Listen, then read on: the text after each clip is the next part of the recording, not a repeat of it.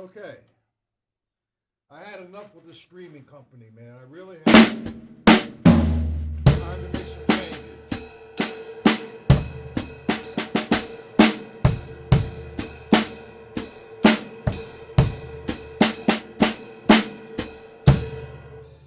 I'm losing a lot of people, and it's not fair to you guys. And I'm very aggravated. Now, for you gentlemen or ladies who are not in the chat or are viewing this, please get in the chat so we can have a discussion, so we can do the lesson, so we can add to it or take away from it. You there, Dennis? Okay. Now, we might be disrupted because I'm waiting on a phone call from California. What happened to my... Oh, good Lord, I'm so screwed. Hold on.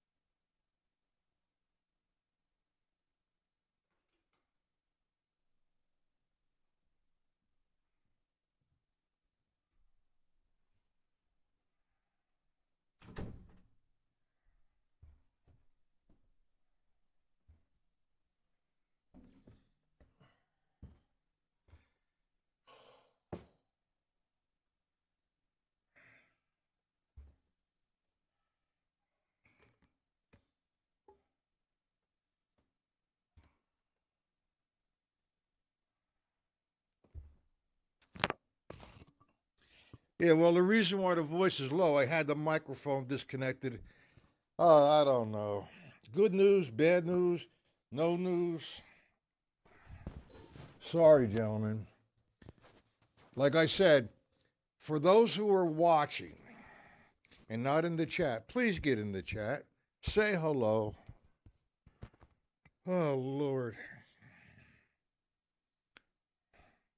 I am very upset, or for a better term, pissed off. Sorry. Anyway, we were working this afternoon from the stick control formula book. Who's this?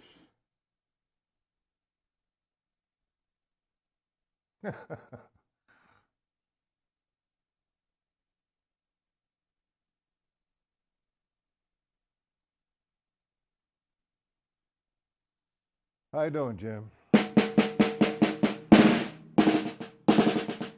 I have another video of Bella with the drum line in middle school. She was the captain of the drum line. But anyway, this afternoon we were working with some vamping patterns. And there's like, see, 3, 6, 9 different vamping patterns that we work with from this book. The first one, hey Ed, how you doing? The first one is just a simple 8th note vamp. We're doing 1, 2, 3, 4. 1, 2, 3, 4. The second one, we're going to be playing the number, the note, on a count of 1 and 3, we're going to play an accent.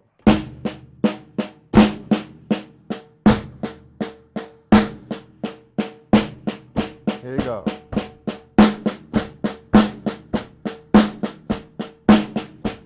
And then we're going to play the accent on the and of 2 and the and of 4.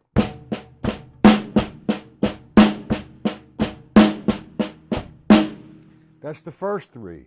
The next 3 is the triplet vamp. 1, 2, 3, 4. 1, 2, 3, 4. Now, what we're going to do, that's the simple one. That's just 1, 2, 3, 4, 1. Then we're going to take the triplet again, and we're going to play the accent on the first note of the triplet. 1, 2, 3, 4. The next triplet is the accent's going to fall on the duh. 1.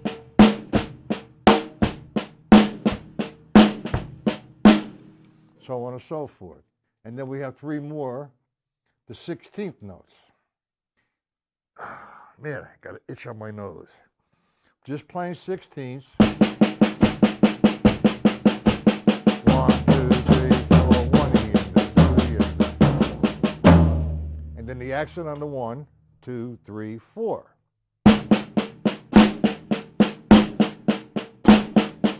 The next one, the accent on the duh of the 16th notes. 1 E and duh, 2 E and duh, 3 E and. So on and so forth.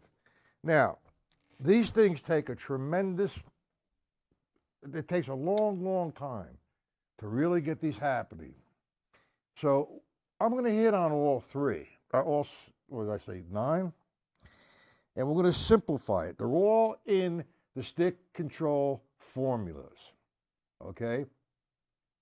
Let's take the first one, the 8th notes, no accents.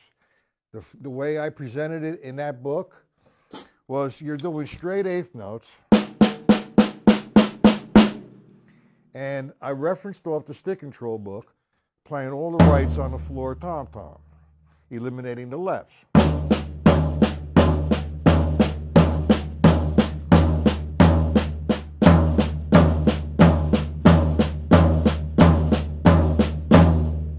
Okay? Now, I'm doing that just from the stick control book, but you could take the syncopation book or any reading or any melody that you want to play against that pattern. You could play it on the floor. I'm restricting it to the floor tom-tom for instructional reasons. But I'm using, in this particular case, my bass drum 1, 2, 3, 4, and my hi-hat 2 and 4. 1, 2, 3, 4.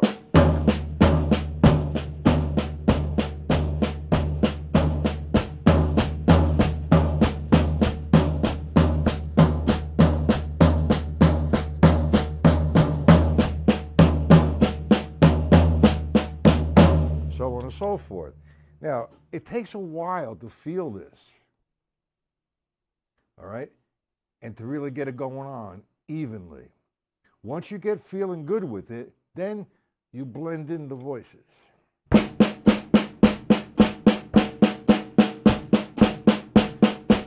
I maintain a consistent sound on the snare drum.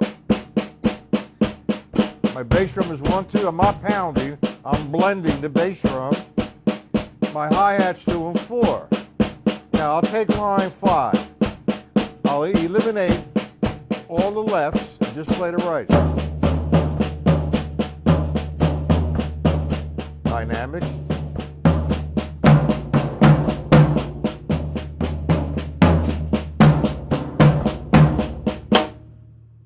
Simple, we all know that.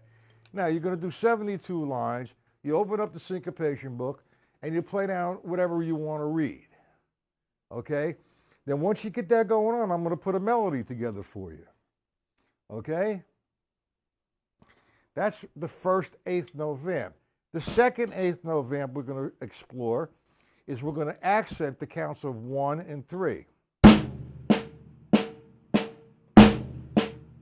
I'm sorry, let's go back to the first one. We did just playing 1, 2, 3, 4 with the bass drum, hi-hat 2 and 4, all the rights on the floor. I try to blend it all in and make it sound as musical as possible. Now, the other way we're going to do this vamp, all right, is we're going to change it around and make it more challenging. The more challenging you make this vamp, the beginning of the vamps become really easy. So here's what we're going to do. And like I keep mentioning, what's really, difficult about this, oh Lord, brain, slow down, is remembering what is what. And what I mean by that is instead of just playing the rights, because we're making the rights the floor tom-tom, this time we're going to make the lefts the bass drum. So we're going to utilize this voice. That's the first line of stick control. 1 and 2 and 3, 4 and 1, 2, 3, 4. All right, against the pattern.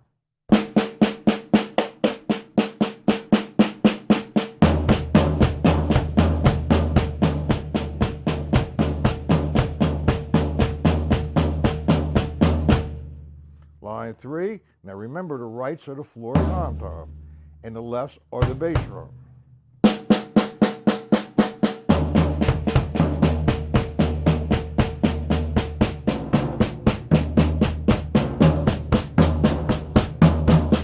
Ah!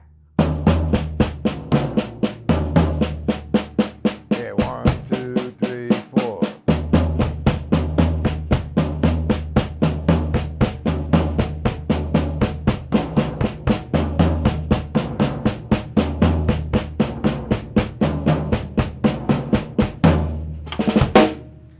Are we all clear on that particular one? That's two different ways that we just hit on to do the first vamping pattern. Now, I don't want to go any further until I get some response in the chat.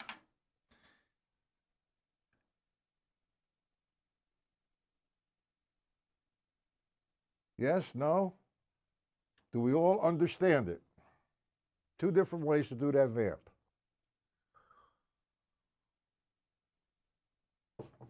And it's in the stick control book formula. It's all written out for you. It's best actually, see, I never had a teacher who wrote things out. I had to put them into my brain and visualize them mentally while I was playing. It was very difficult, but it made me stronger. All right, you get it, Robert? How about you, Ed? How about you, Jim?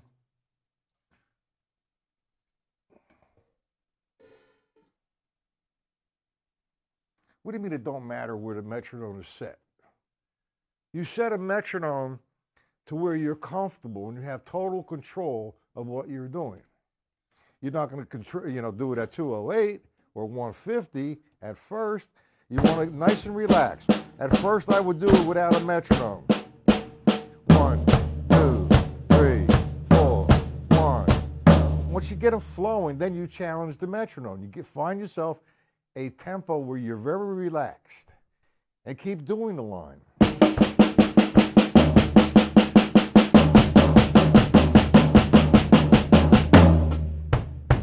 That's where it matters. That's an eighth note vamp. My left hand is constant. 1 and 2 and 3 and 4 and. That was two ways. My bass drum is 1, 2, 3, 4. My hi-hat is 2 and 4. Nice and slow. 1, 2. Now I'm going to play all the rights on the floor.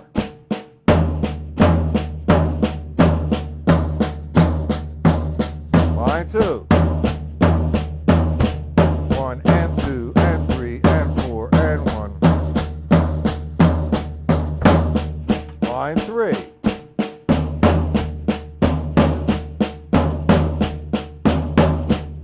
Now, I have never picked up the sticks, whatever, ever doing this, and put the metronome on 180 and try it. I did it without the metronome. I got the feel of where everything was supposed to be. Okay? And then once I feel them flowing and I have control of all my voices, then I'll set a tempo with the metronome where I feel comfortable. Now, everybody's different. Somebody might do it at 100. Somebody might do it at 60. Okay, just relax it, keep it going. If you could do it at 60 or 100, or anything in between 60 and 100, all 3 pages without a mistake, now you're saying something. Okay.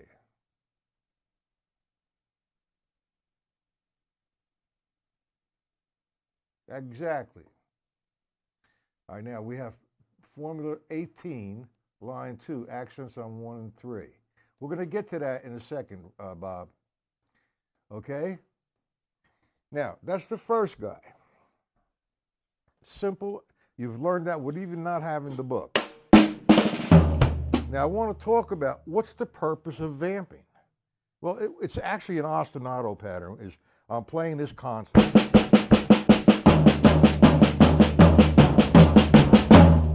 And my left hand, my right foot, and my left foot remain the same, and I'm playing against it.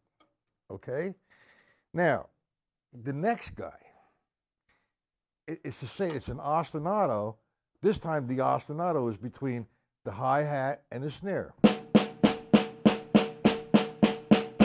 This is the second version. All right, now the rights are going to become the floor tom-tom, the lefts are boom, the bass drum. 1, 2, 3, 4.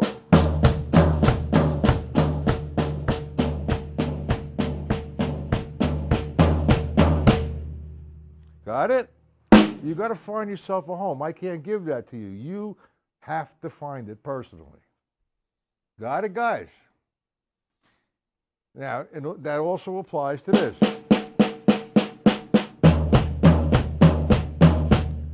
Now, my mind is working at 1,000,000 miles an hour, and I apologize, but I want to talk about what's the purpose of vamping. You know, you do the stick control book. 3, 2, 3, 4, 2, vamp. Is not the vamp half of 16th note single strokes? 1, 2, 3, 4.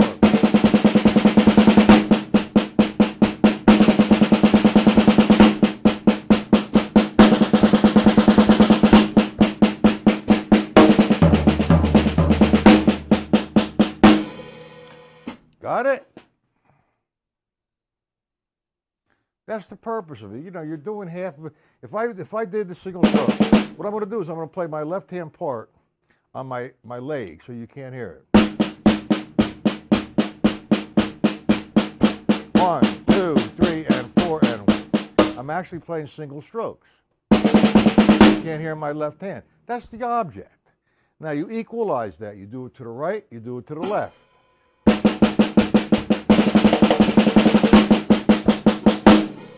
Who's this? You got it. All right. That's the object. And you don't want to impress anybody except yourself. Okay? You know your abilities, you know your limits right now. So you want to strengthen it. If you could do it here,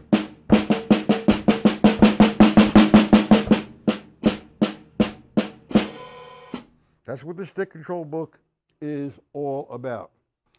I want to share this next thing before I go on to the next vamp, and I think this is really, really beneficial actually to myself and also to the exposure of knowing the owner of the stick control book. Now, George Lawrence Stone passed away a while ago, and somebody has the rights to the book. All right, and I found out who has the rights to the book. It's his granddaughter. She gets all the royalties or whatever. And she's going to be in contact with me. I don't know what she has in mind, but she sees what I'm doing. She sees the expansion of the brilliance of her grandfather, and she wants to work with me to do something. I don't know what it's going to be. I don't even know if I want to go for it or not. Then I have Hudson Music talking to me.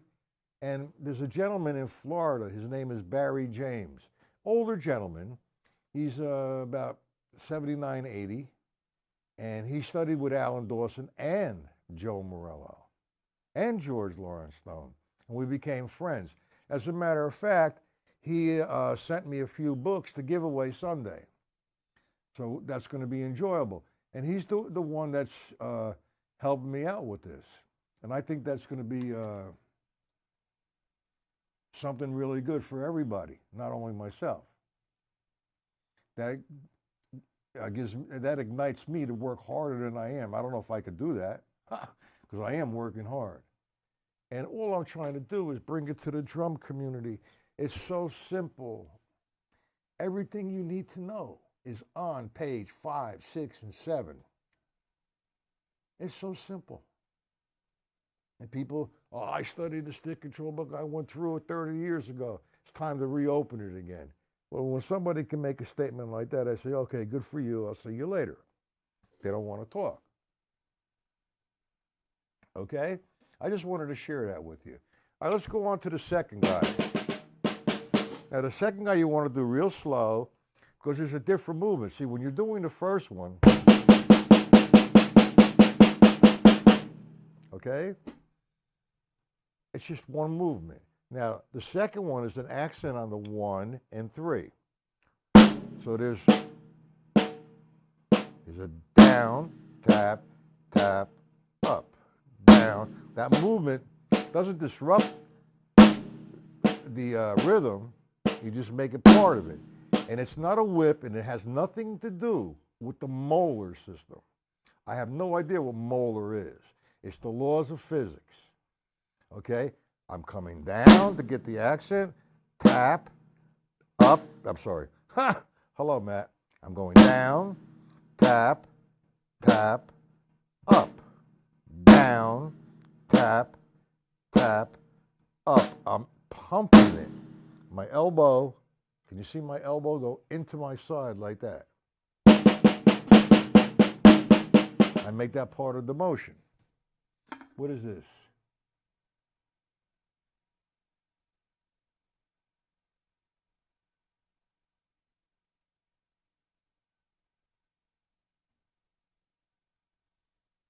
All right.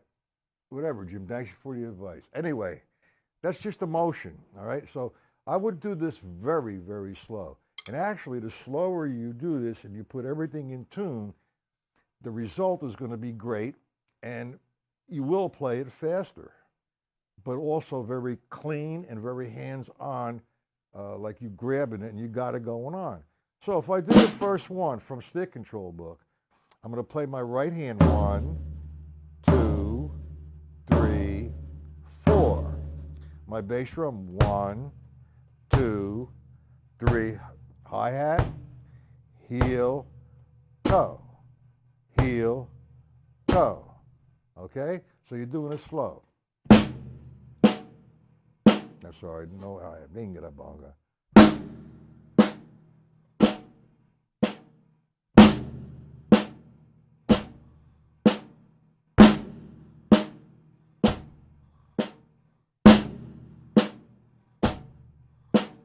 That's the movement. You see how slow I did that? Now, when you're dropping the right hand on the 1, 2, 3, 4, don't let it disrupt that motion.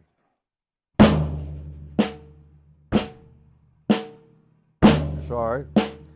4 and 1 and 2 and 3 and 4 and. We got it, gentlemen? You understand that? That you're going to need to do very, very slow. Line 1, do that for like 10 minutes. 3 and 4 and concentrate.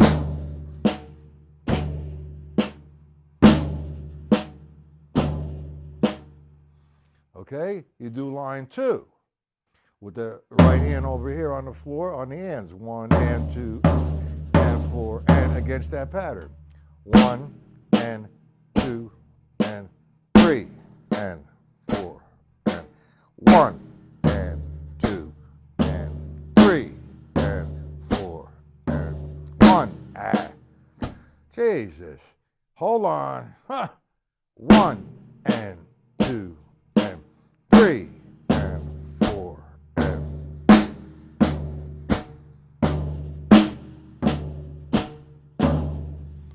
You see what I'm doing? How nice and slow I'm doing that? Now you go to line, you're going to do that on line 3. 1, come on, left. Oof. Hold on. And 2 and 3 and 4 and. Line 3. 3 and 4 and 1 and 2 and 3 and 4 and.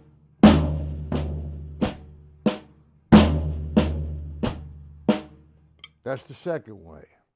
Now, I will not go to the third way unless you're feeling good with the first and second way. Or third, there's 3 different ways there. 4 different ways, actually.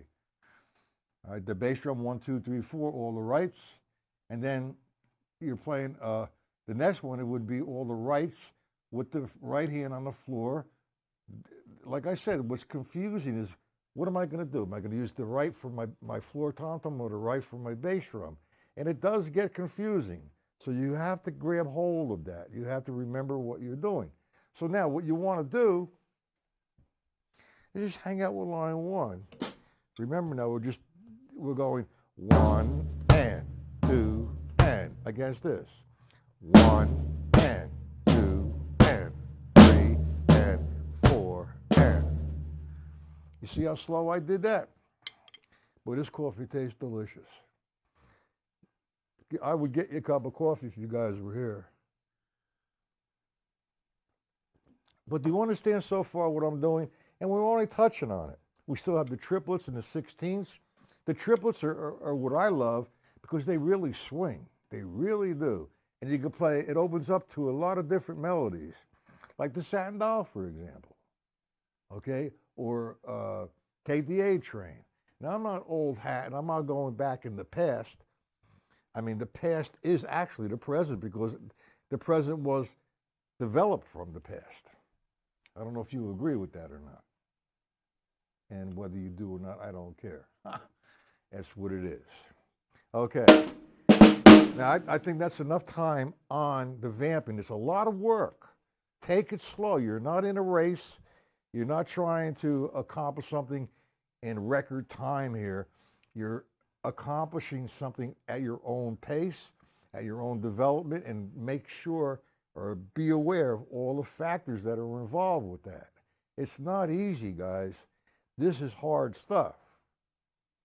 And people say, well, what are you going to practice that for? Where do you use that? Where I use it, I have no idea. I use it when I hear it and it comes up. But in the meantime, when I'm practicing it or developing it, it helps me, all right, with my coordination, my control, and my 4-way coordination. It's simple. Do we agree or disagree with that, gentlemen?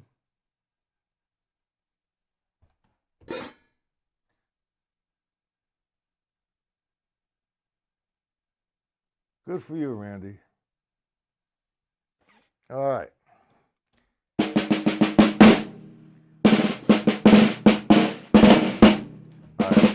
Now, I think that's enough for the vamping patterns. You know, the thing is, you know, the workbook, for example, if I'm playing just the money beat, this is the most common thing you use when you're playing commercial gigs.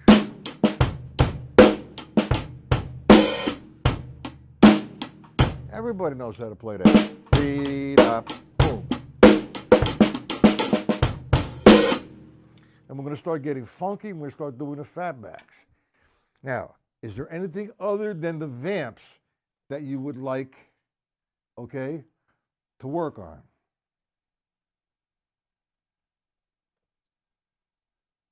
Dennis, Robert, James. Ed doesn't agree. Anything other than the vamps you want to work on? Anything in the workbook? Anything in the stick control formula book? Shoot it out to me. Hoist, do you understand all of this?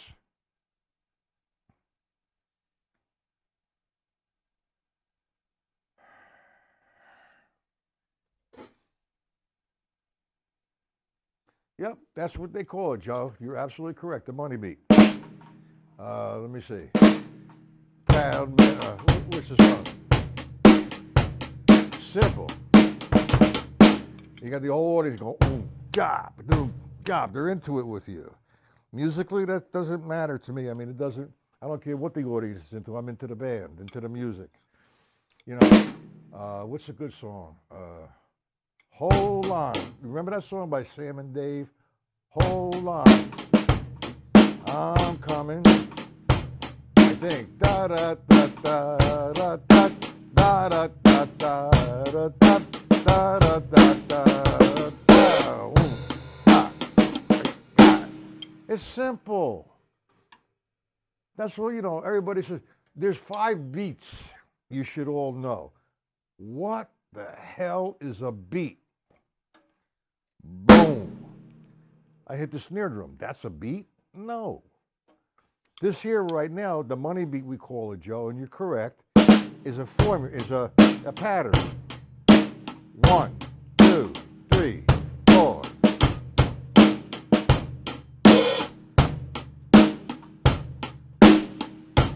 Simple. What do we got? Billie Jean. I mean, I don't know to hum it. I know it. As soon as they start to play it, I'll play it. Billie Jean. All right, whatever. I'm sorry, but I'm not going to hum that one. All right? I'm sorry, dear Dennis. From playing at Milestones, playing da da da da da da. Hold on, or a Beatles tune. I don't know. There's just so much. Where do you go? Where do you start? How do you begin? Okay? Billie Jean. All right, it's been a while since I heard that song, and Billy, don't. All Michael Jackson did was his drummer or drummers that he had, they wouldn't stretch out. When I mean stretching out outside of the pattern, opening it up a little bit, he, for the money that he was paying his musicians, and he said, this is what I want. You want the check, that's what you give him. It's the Michael Jackson show. It's not, if I was playing with Michael Jackson, it's not the Michael Jackson and Matt Patella show. That's the same thing with Sting when he had Vinnie Colaiuta. Now, Vinnie Colaiuta really fit in really well, but he got bored and he started putting these things in all over the place, and it was disrupting Sting. So they're no longer playing together. I mean, that's how it happens. It gets boring. And, like I said, I'm playing 6, 7 nights a week, way back, and every night, the first set, the second set, third set, the fourth set, the fifth set, same tunes. And after a while, there was no creativity, because if you just play something different, the lead singer would get all confused. And where the hell are we? What are we doing? So it doesn't become a musical venue. It becomes, for me, a job. And I don't like jobs. I don't like to be restricted. I like to play. I have too much time into this world. And it's scary, because let me tell you something. When you're on a computer and you have your volume off and you're watching somebody play, I could tell you exactly what is playing and write it out for you without hearing it, just watching them. And that, to me, is scary. All right, anyway, would you like to do anything other than what we just did tonight? Because I feel like, just keep going, man. Robert, you're the one is here all the time, on time, and emails me. Any suggestions that you want to do tonight, or you want to revisit something? Jazz time.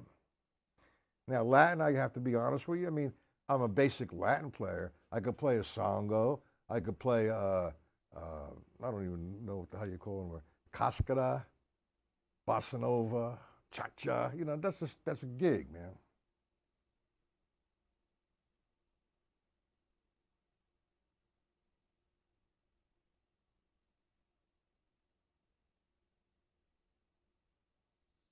You're breaking down. Let me get that out. Let's work on that. Okay, Jim? All right, that's in the workbook. Your symbol pattern number 6. Hold on. Let's do it.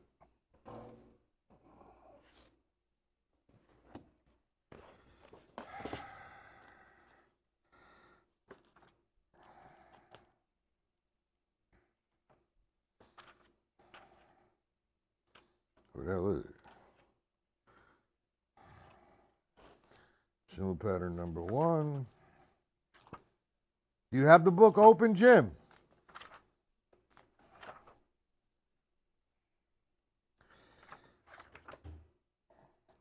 Number 6. Hey. How come I'm getting everything other than that? Oh, come on.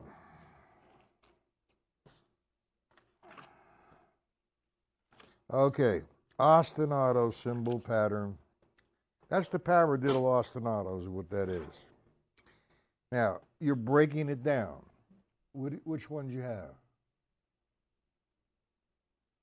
Well, that's okay. You came out first. Whatever Bob wants, he's going to get. 1 through 4. Now, in reality, 1 through 4 could be labeled a little different. Why is my mind going off? All right, what we're doing with the paradiddle. Here's how I originally learned this, and I'll share it with you. I knew I was going to play a paradiddle between the hi-hat and the snare drum. Now, I didn't charge, like I'm going to set the world on fire. And I know that the bass drum for the first one, all right, is on 1 and 3. How come I can't remember that name? Oh, my Lord. I'll remember it in a minute. So here's how I did this. I went this slow. 1, E, and the 2, E, and the 3, E, and the 4, E, and the. Put my timer on, all right, and I did that for a minute, 2 minutes, and I felt good with it. I started picking the tempo up.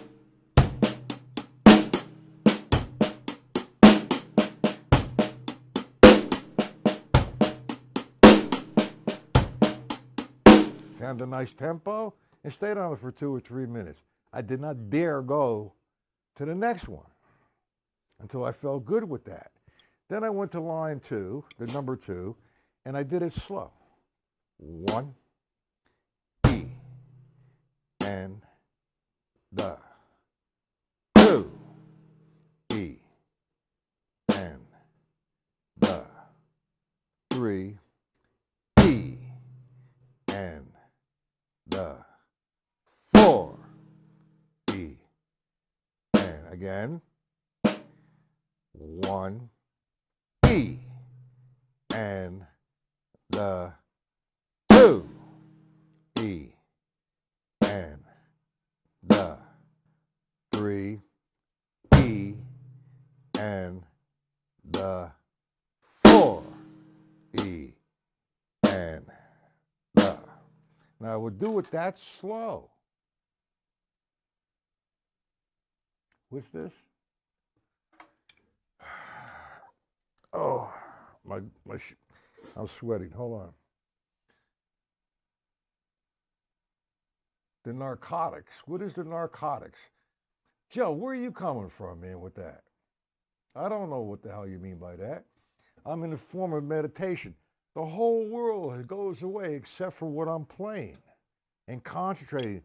1, E, and the. If I make a mistake, I start it again.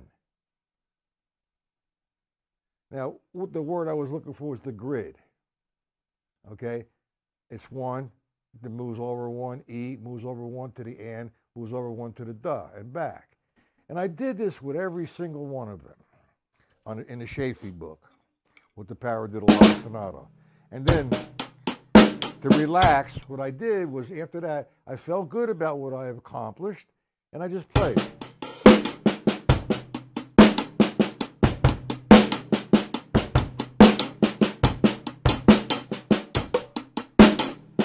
Just had a good time with it.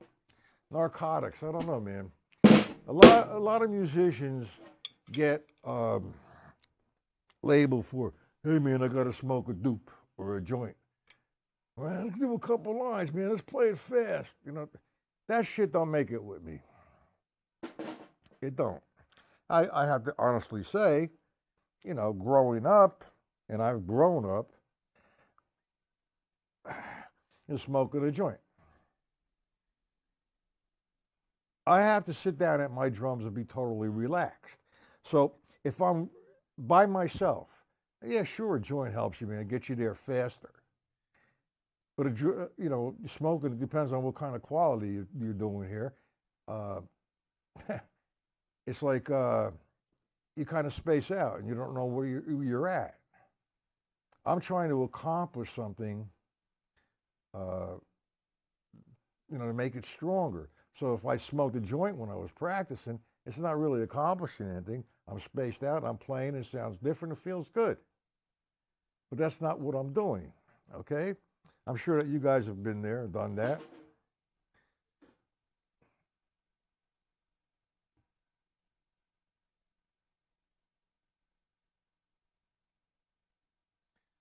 It sure is meditation. That's what you're doing. You know, I'm not sitting there, you know, in a full lotus position saying, Aum, Aum, or whatever kind of meditation you do, whatever your mantra is. I just sit there and I'm playing. My mantra is the paradiddle right now. And now I say, okay, I want to drop the bass drum on 1 and 3. I want to drop the bass drum on the E of 1 and the E of 3. I want to feel comfortable with that. I want to make it sound as consistent, as musical and consistent as possible. And that takes a lot. It really does. I mean, you know, once you feel you've been playing this for 100 years, you can have fun with it.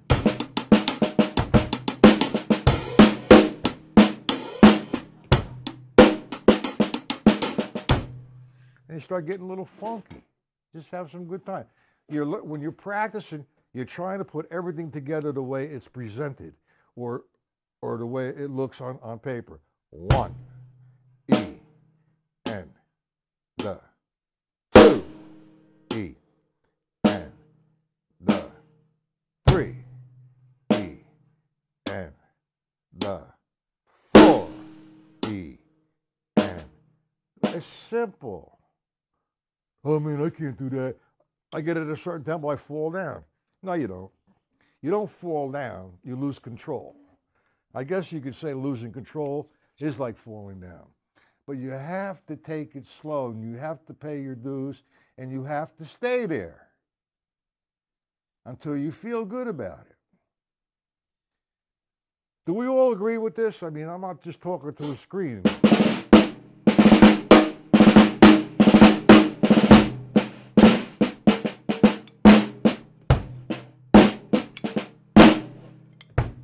Help me out, guys.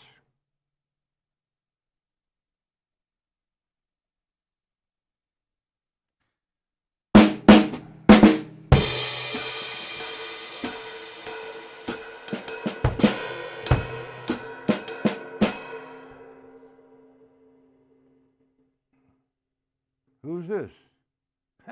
With the sunglasses on, all right. Well, if that's where you're at, fine. For me, it doesn't do it. You don't need it. It's there for you. You have to find it on your own.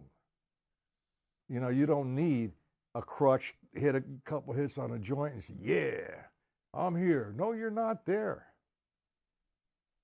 because of that. You're there because it's in you.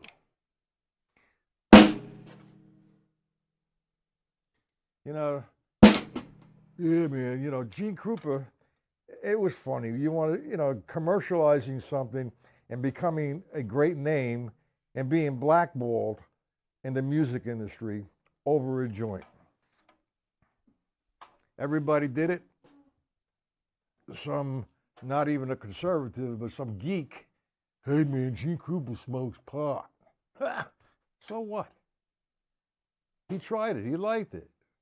What can I tell you? I mean, I sat and talked to Gene Krupa for quite some time, and I did a gig with him. And that was one of the highlights of my drumming thing. And, you know, to sit on stage, to be on stage with the same person who you idolized as a kid and you're taking 4s and 8s, man, that was like, I didn't smoke no joint. I was high.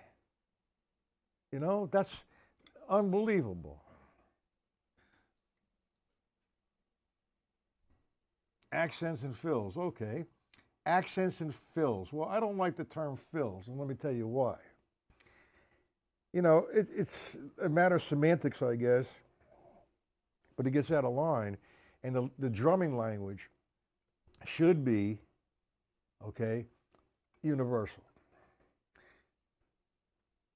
Regardless if you're humming a melody to yourself or you're smacking a band around,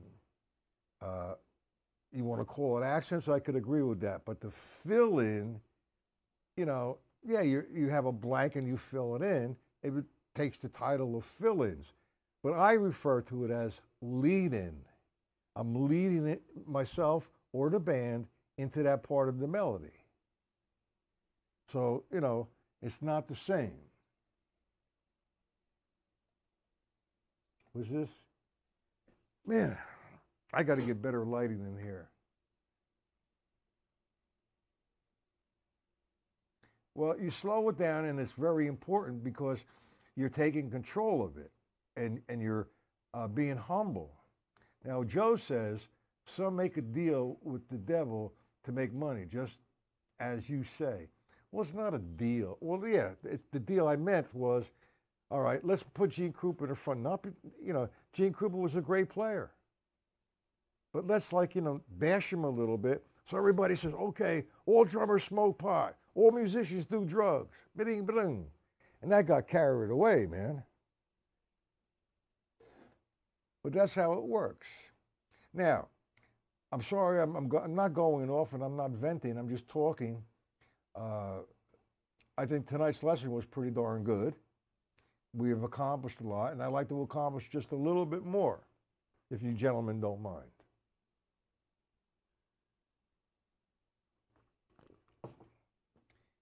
Anything you would like to hear or revisit, speak up. You know, I used to do this ostinato in 6/8, but you subdivide. Let me have a little fun. All right. 6/8, 1, 2, 3, 4, 5, 6. Okay, I agree with you. Is that Danny? All right.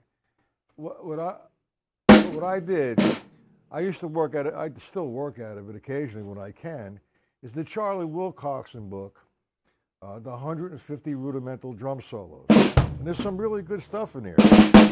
And who loved that book was Philly Joe Jones.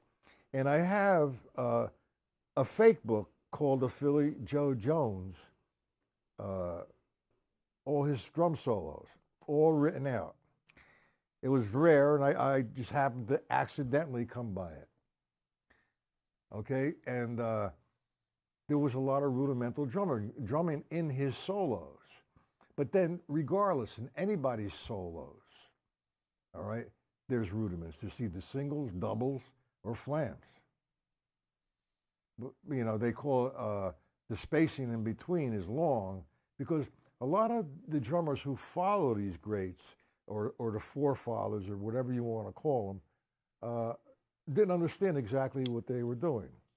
I had a guy call me up, and you might know this one. He was pissed off at me because he said, that's not cool. Ha! Big deal.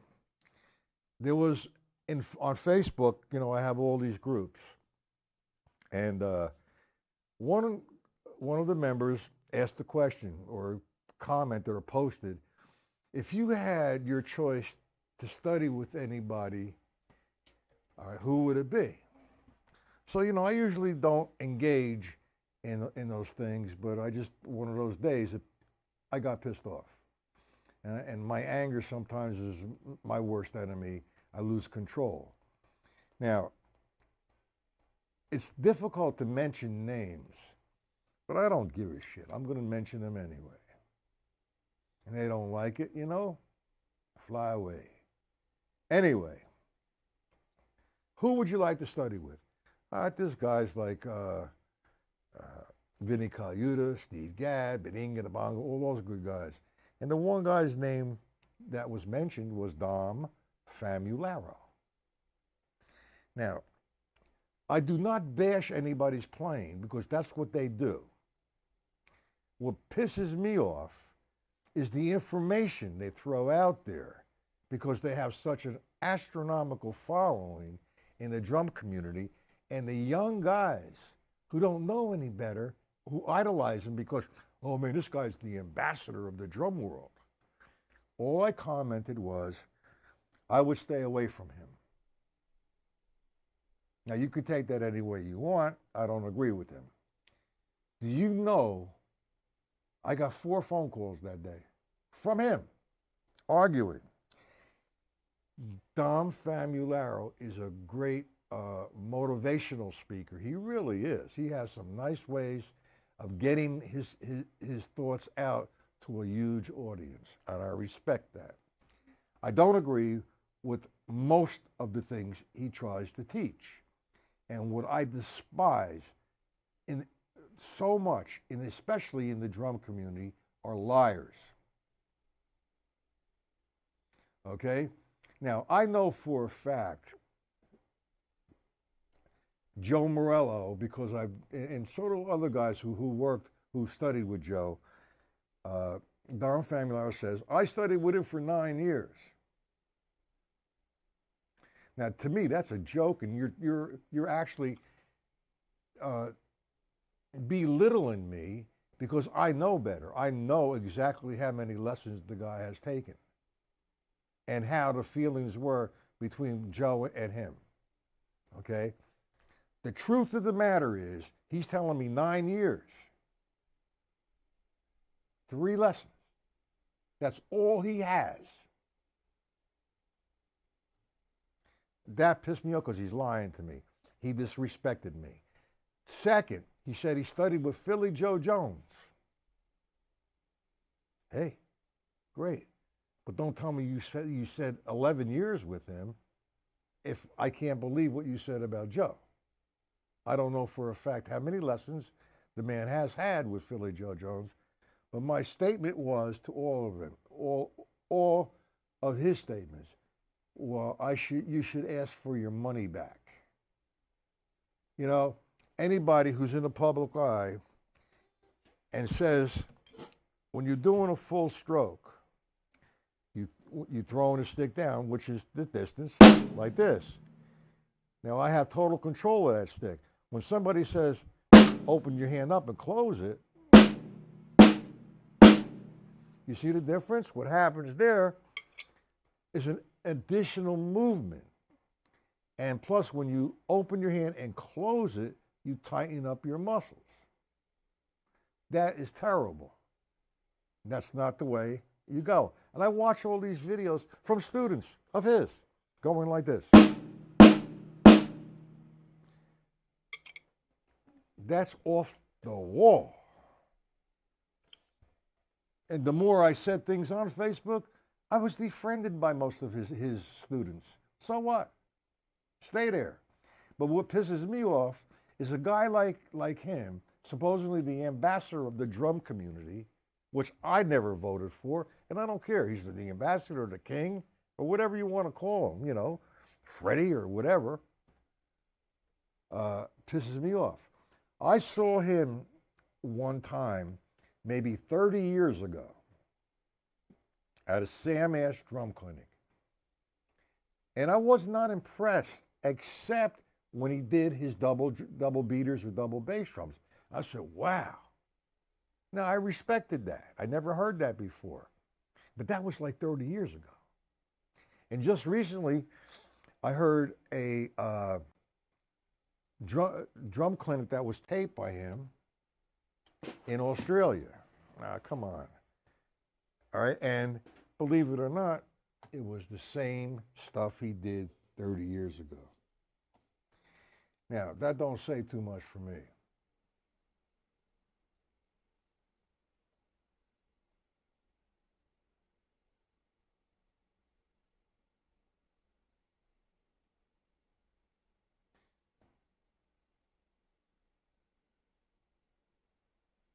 Well, the reason why he had my phone number, Joe, is because I invited him to be a guest here to do a show with him and I on the drum pad. Okay? He says, well, I have to let you know, but I want to be paid for it. Well, here's how this thing works. If I invite somebody, for example, like Mark Walker or Mike Clark or any of the guys I'm going to have Sunday, I hit up their companies that they endorse or whoever endorses them, and I tell them that I'm going to have a clinic by the so-and-so. And what they do is they send perks and they pay that player for being here, whatever his budget might be. One company might say, all right, he gets $200 a clinic. The other one might say he gets $100 a clinic. You know, and it all adds up, $400, $500, $600 for an hour and a half. That's a lot. But to say beyond that, you want to be paid. I have no problem, paying somebody. But I think that's a bit greedy. You're getting paid from your companies. They're sending me perks to give away. And you want to be paid in addition to that. So I said, all right. I said, okay. So I got in touch with my computer guy, and we set something up. Is this a free event, or is this for members only, or is this going to cost? So, for example, if I had a guest like, say, Mike Clark, and I said, okay, if you want to view the lesson live, okay, you're going to have to pay $3. So they paid it $3. It goes into my PayPal account. You get 20, 30, 40, 50 guys. You got yourself $1.50. That's how that works. I've never used it, and I don't think I'm going to because I don't need to. But anyway, there's another question here, and I want to see what this is.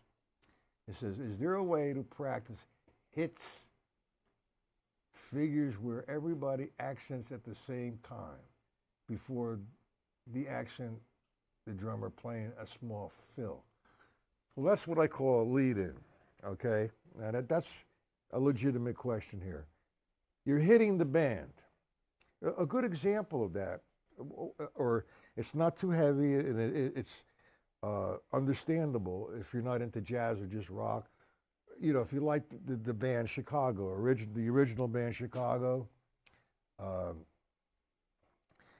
Danny Sarafin, he was the drummer for Chicago, and I met him a few times and talked to him. Had a nice guy, man, good drummer, and he would hit the horns, and that's hitting at the same time. Is that what you mean there? Is that Danny? Is that what you mean?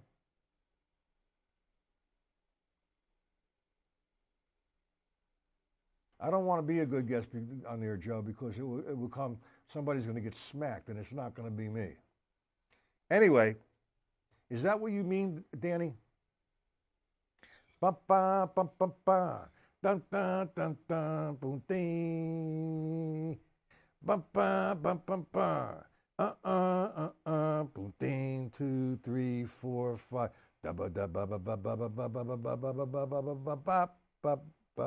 Is that what you're talking about?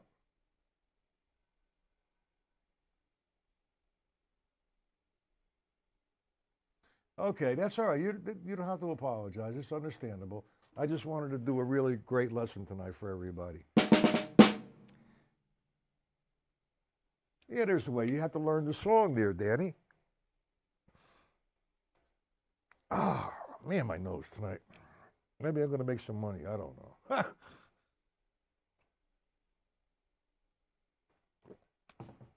All right, let me call it a night. Now, I have this issue to take care of from my streaming company tonight. GN, good night. All right, good night, Horst. Good night, everybody. I hope I was helpful in more than one way. I'm just getting aggravated from all these damn guys. I mean, if Steve Gadd or Vinny Colaiuta, man, is just a monster. Man, that guy plays so hard. I mean, not that he plays hard like hitting the drum hard, but he's right there in the groove, in hitting the band. And I did answer your question, right, Danny?